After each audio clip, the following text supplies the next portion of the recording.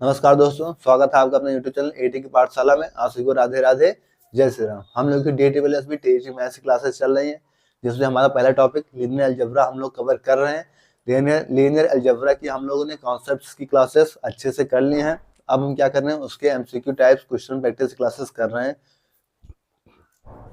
उसकी जो हमारी क्वेश्चन प्रैक्टिस की भी 3 क्लासेस हो चुकी हैं। क्वेश्चन प्रैक्टिस की आज चौथी क्लास है और पूरी क्लासेस शायद 15-16 क्लासेस हैं। नंबर ऑफ क्लासेस हमारी इसमें ज्यादा हो सकती हैं, क्योंकि हम क्वेश्चन की प्रैक्टिस जो है लॉट ऑफ क्वेश्चन की प्रैक्टिस करेंगे, बहुत ज्यादा क्वेश्चन की प्रैक्टिस करेंगे, जिससे हमारा कॉन्सेप्ट जो है वो अच्छे से क्लियर हो जाए। 3 क्लासेस से हम लोग क्या कर रहे हैं, हम लोग सिर्फ सब स्पेसेस से क्वेश्चन की प्रैक्टिस कर रहे हैं कि आपसे सब स्पेस की क्वेश्चन की गलती ना हो पाए। आज भी मैंने इस क्लास में भी पहला क्वेश्चन आपको जो प्रीवियस क्लासेस में हमने छोड़ा था सब स्पेस का, उसी से उठाया है कि जो बच्चे रिवीजन करके ना भी आए हों, उन्हें भी इस क्वेश्चन से थोड़ा सा अपना दिमाग जो है खोलने का मौका मिल जाए कि हाँ, पिछली क्लासेस को हम लोगों ने कहाँ पे छोड़ा था, वहीं से हमने इस क्लास को उठाया है। ठीक है, तो और मैं यही कहूंगा कि आप जो अपने क्लासेस का, अपने नोट्स का अच्छे से रिवीजन करते रहिए, जिससे आपको किसी भी तरीके से कोई प्रॉब्लम ना हो और आप ज्यादा से ज्यादा जो अपनी एक्यूरेसी को दिखा पाए। ठीक है, आइए तो बिना देर करते हुए हम आज से क्वेश्चन प्रैक्टिस को स्टार्ट करते हैं। क्वेश्चन कह रहा है आपका कि which of the following is a subspace of r की पावर 3। सबस्पेस कौन सा है ये आपका r की पावर 3 में, आपको ये चीज बताना है। पहला ऑप्शन कह रहा है x, y, z belongs r cube such that x, y, z is equal to 0। यानी यहाँ पे x, y, z जो r क्यूब से है, इसको दिखा रहा है कि यहाँ पे x, y, z 0 है। दूसरा ऑप्शन क्या है कि x, y, z belongs r cube such that x minus y equal to 3। यानी x, y, z जो कि r क्यूब से आ रहा है, वहां पे दिखा रहा है कि x माइनस वाई कंडीशन क्या है, इक्वल टू 3 दे रखी है। तीसरा ऑप्शन कह रहा है x, y, z जो कि बिलोंग्स कर रहा है r के पावर 3 से, such that x plus y plus z equal to 1, जो इसके साथ कंडीशन दे रखी है कि x plus y plus z को जो हम ऐड करें तो हमें क्या मिल जा रहा है, 1 मिल जा रहा है। और चौथा ऑप्शन जो आपको दे रखा है कि x, y, z जो कि बिलोंग्स कर रहा है क्यूब से, such that x plus y equal to 0। अब जो एक धारणा बना लेते हम लोग, जो कि डायरेक्ट क्वेश्चन को कर रहे थे, जो कि हमें इक्वल टू में जीरो के अलावा मेनली जैसे 1, 2 या फिर स्क्वायर के पावर में या कोई साइन के पावर में, कोई स्पेशल के फंक्शन में, इस तरीके से हमें दिख जाता था तो हम उसे डायरेक्ट काट देते थे, क्योंकि वो हमारे कॉन्सेप्ट के ही अकॉर्डिंग क्या था, वो हमारा सब स्पेस नहीं बनना था। तो उस चीज के अकॉर्डिंग हमें वो गलत नहीं है, बट 100% सही नहीं है, क्योंकि 80 to 90% वो आपका काम कर देगी। जैसे यहाँ पर क्या कर रही है कि उस धारणा से देखें तो आपका ये ऑप्शन सही हो रहा है, ये गलत हो जाएगा, ये गलत हो जाएगा और ये ऑप्शन आपका सही हो रहा है। ये चीज क्यों हो रहा है, ये चीजें हम पिछले 3 क्लासेस में भी अच्छे से डिस्कस कर चुके हैं और कॉन्सेप्ट क्लासेस में आपको डिटेल्स में एक्सप्लेन किया गया है कि ऐसा होता क्यों है। ठीक है, बार बार हम वही चीज नहीं डिस्कस करेंगे, क्योंकि हम कम समय में ज्यादा क्वेश्चन को अटेम्प्ट करने की कोशिश कर रहे हैं। ठीक है, तो ये आप दोनों ऑप्शन तो आपके कट गए, अब बच गए आपके एक ऑप्शन है, एक ऑप्शन नहीं, उस चीज के अकॉर्डिंग। मतलब 50% काम तो उसने यहाँ भी आपका कर दिया, क्वेश्चन आपका थोड़ा सा एडवांस लेवल पे आ गया, बट उस कॉन्सेप्ट ने, उस चीज ने आपका 50% काम तो आपका यहाँ भी कर दिया। अगर आप तुक्का भी लगाएंगे तो फिर अब इन दोनों में तो ना ही लगाएंगे, इन दोनों में लगाएंगे और फिर वो भी आप देखते हैं कि कैसे जाता है। ठीक है, बट यहाँ पे चूंकि कह रहा है कि सब स्पेस आपको आगे आगे पावर 3 में दिखाना है, यानी एक्स वाई जेड में देखना है। अब एक्स वाई जेड कहाँ से आ रहा है, ये भी बिलोंग कर रहा है आगे पावर 3 में। अगर यहाँ पे x y z equal to 0 ले रहे हैं, तो क्या हमको यहाँ पे एक्स भी 0 मिल रहा है, वाई भी 0 मिल रहा है, जेड भी 0 मिल रहा है, कि ये तीनों चीज हमको 0 नहीं मिल जा रहे हैं? और अगर ये तीनों चीज हमको 0 मिल रहा है, तो फिर इसके साथ सब स्पेस कैसे बनाएगा? इसकी पॉसिबिलिटीज ना के बराबर हो रही है।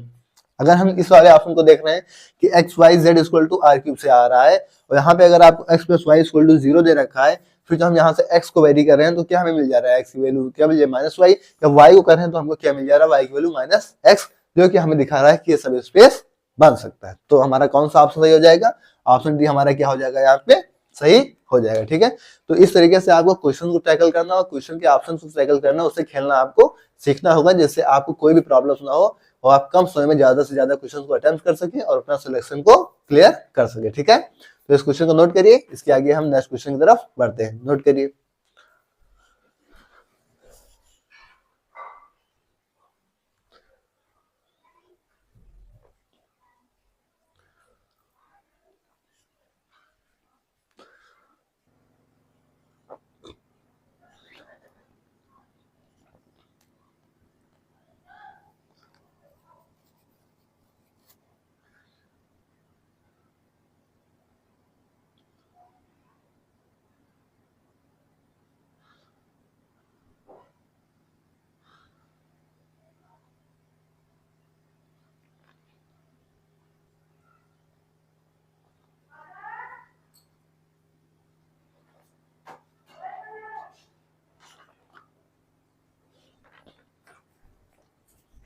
नेक्स्ट क्वेश्चन कह रहा है the two dimensional subspaces of are cube can be geometrically described as. कैसे? पहला ऑप्शन कह रहा है ऑल प्लेन्स, क्या सभी प्लेन्स के अकॉर्डिंग।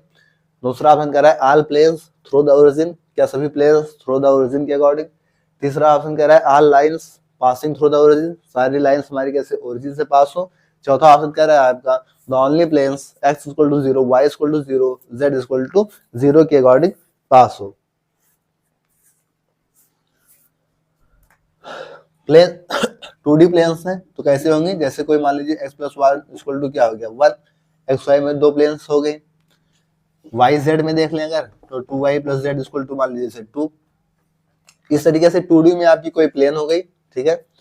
कह रहा है कि सब space of are cube can be geometrically describe. Geometrically describe मतलब क्या हो गया कि हमको अगर ये x plus y equal to क्या 0 हो जाए, 2y plus z equal to क्या हो जाए 0 हो जाए, मतलब हमको हमको क्या मिल जाए 0 मिल जाए। तो ये चीज कब हो सकता है? ऑल प्लेन्स, क्या सभी प्लेन्स पे? मुश्किल लग रहा है। All planes through the origin, जब ओरिजिन से होगा तो ओरिजिन से होगा तो हमें एक्स वाई जेड क्या हो जाएगा? इसका 0 हो जाएगा।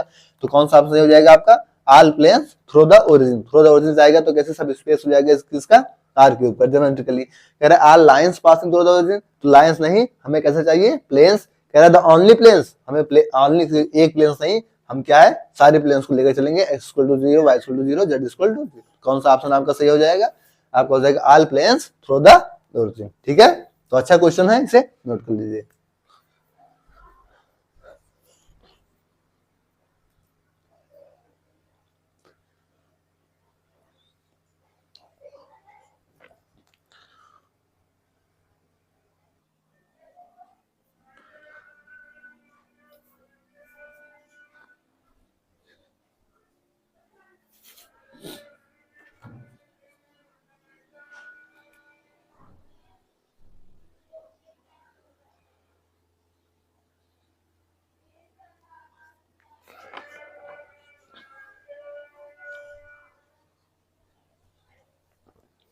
नेक्स्ट क्वेश्चन कह रहा है which of the following is a vector सब स्पेस ऑफ आर की पावर 3, यानी इनमें से कौन सा जो आपका वेक्टर स्पेस वेक्टर सब स्पेस होगा। तो वेक्टर सब स्पेस है, अब आप तो इजीली इसे फाइंड भी कर सकते हैं। पहला ऑप्शन हमें कह रहा है x, y, z belongs r की power 3, x plus y plus z is greater than or equal to 0। इसमें कंडीशन दे रखी है आपको कि x plus y plus z is greater than or equal to 0। आप लोग जल्दी बताइए क्या ये हो सकता है? x, दूसरे ऑप्शन क्या दे रखा है आपको? x, y, z belongs r की पावर 3। यहाँ पे कंडीशन आपको दे रखी है कि x square plus y square plus z square is less than or equal to 1। तीसरी कंडीशन आपको दे रखी है कि x, y, z belongs r cube, x, y, z belong equal to t 0 1 5, और t ये कहां से आ रहा है? r से आ रहा है। तो क्या ऑप्शन नहीं हो सकता है? यहाँ पे आपके पास तीन ऑप्शन दे रखा है, आपके लिए इजी वे में है। दो ऑप्शन तो आपको ऐसे दिख रहे हैं जो हो ही नहीं सकते, और तीसरे ऑप्शन में आप कंफ्यूज हो सकते हैं। बट आपको बता दूं कि इन्हीं तीन में से आपका कोई एक आंसर है। चौथा ऑप्शन आप ले लीजिए नन ऑफ दीज। चौथा ऑप्शन भी ले लीजिए आप, नन ऑफ दीज। ठीक है, अब आप बताइए इसमें से कौन सा आपका ऑप्शन हो सकता है। ठीक है, आपके पास 30 सेकंड का समय दिया जा रहा है। सब स्पेस आपको आज चौथी क्लास है सब स्पेस क्वेश्चन की प्रैक्टिस कराने के लिए। आप इस क्वेश्चन को जो है अच्छे से अपने कमेंट बॉक्स में इसका आंसर बताइए। ठीक है, दो ऑप्शन तो आपको दिख रहे हैं जो हो ही नहीं सकते, बाकी आपको मैंने हिंट दे दी है। आप बताइए, मैं देखता हूं।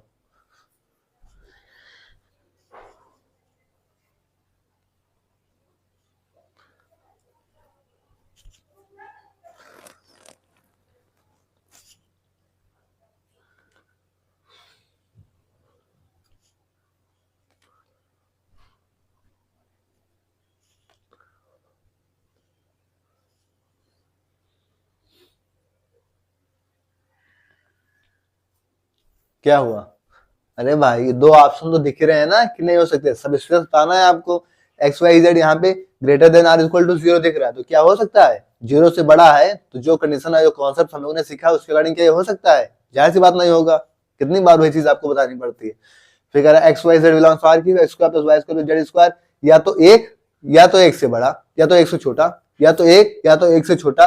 मतलब इसमें भी आपको प्रॉब्लम हो जाएगी। एक तो हो ही नहीं सकता, पहली बात ये तो आपको पता है। तीसरा दे रखा है आपको x, y, z belongs R cube, x y z यहाँ पे दे रखा है t 0 1 5 और t कहां से आ रहा है r से। मतलब इसे अगर हम थोड़ा सा अच्छे से सॉल्व कर लें तो क्या हो जाएगा, x का t में 0 मल्टीप्लाई हो जाएगा, x की वैल्यू क्या आ जाएगी 0, y का t का 1 में मल्टीप्लाई हो जाएगा तो y की वैल्यू क्या आ जाएगी t, और z का t का 5 में मल्टीप्लाई हो जाएगा तो z की वैल्यू क्या आ जाएगी 5t। ठीक है, मतलब यहाँ पे हमको क्या मिल रही है, एक्स वाई जेड की वैल्यू मिल रही है जो कि t पर भी वेरी कर रही है, और x हमें यहाँ पे 0 भी मिल रहा है, तो एक्स वाई जेड की वैल्यू हमको z मतलब इतना मिल रहा है, तो ये क्या मिल रहा है हमारा वेक्टर सब स्पेस बन सकता है। ठीक है, तो हमारा कौन सा ऑप्शन सही हो जाएगा, ऑप्शन सी क्या हो जाएगा हमारा सही हो जाएगा। ठीक है, तो इस तरीके से क्वेश्चंस और क्वेश्चन के ऑप्शंस को टैकल करना आपको आना चाहिए। ठीक है, तो नोट कर लीजिए, इसके बाद आगे के क्वेश्चंस को देखते हैं, नोट करिए।